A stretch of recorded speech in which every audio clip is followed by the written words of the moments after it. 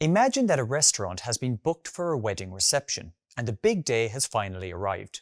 Unfortunately, not everything is going smoothly, and it seems that many expected guests have not yet arrived. So, how do we know that empty seats should be filled with guests? It's as simple as placing a small sign on each table. Each one tells us a person is not currently here, but a person should be here. In JavaScript, there are similar situations in which you need to mark the places where a value or object should exist.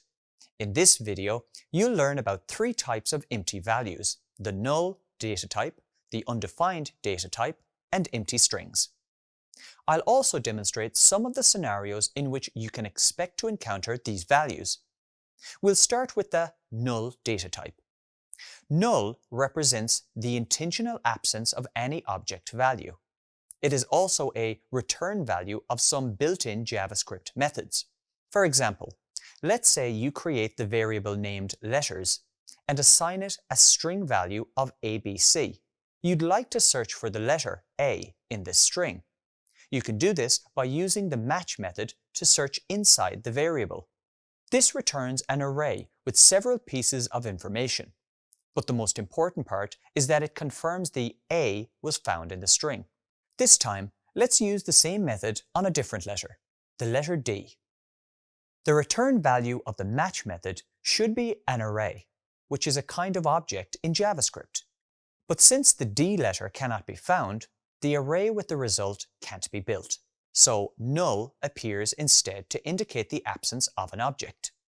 In JavaScript, there may also be times when you are building something that hasn't been clearly defined yet, and so you can't assign a value to it. Fortunately, there is a way to store it so that you can assign it later using the undefined data type. While some data types in JavaScript can hold many possible values, others are constrained to just a few. For example, the string data type can hold a virtually infinite combination of characters, while the Boolean data type is limited to the values true or false. The undefined data type can only hold one value, undefined. You may recall seeing this in your practice code. For example, all functions return undefined by default, unless it's been decided to return a specific value instead.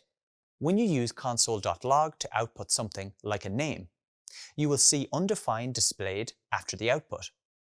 This is because console.log is a function, and you are not returning a value. Another common situation where the undefined value appears is when a variable is declared without assignment. For example, suppose I create a variable named noise, but do not assign it a value. You might recall that this is valid JavaScript, and the code will run. However, as the variable has not been assigned a value, JavaScript automatically assigns the value of undefined. We can even explore this further. For example, let's say you use console.to output the unassigned variable noise. Then, on the line below, you assign the noise variable the string value of thunder. What will happen if you then output this variable again to the console? The console will output the string thunder. This means only the instances after the declaration will take the assigned value.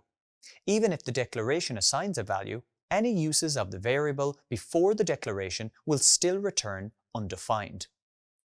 While it's important to understand this behavior, it's usually best practice to always assign your variables with values when you declare them. As you may have noticed, JavaScript gives you some flexibility, but you still have limitations. For example, if you try to console log a variable that hasn't been declared in your entire code, your program execution will stop. And rather than undefined, a reference error will be output. One way to think about it is that the undefined data type acts like a placeholder for a value that the JavaScript engine knows to exist. It just has not been specified. Another scenario of undefined is when you try to access an object property that doesn't exist. For example, let's say you have a game object with the property score that has a value of 1000. The property contains all lowercase words. Let's say you try to access this property, but you make a spelling mistake and spell score with a capital S. JavaScript can't find anything with this information, so it gives you the value undefined instead. Finally, let's explore the last empty value which you might be already familiar with, the empty string. This is a string without any characters inside of it, and it can be built in a few ways, such as with single quotes or double quotes with no characters in between them. In this video, you learned about the differences between null, undefined, and empty strings, as well as some of the common situations in which they appear.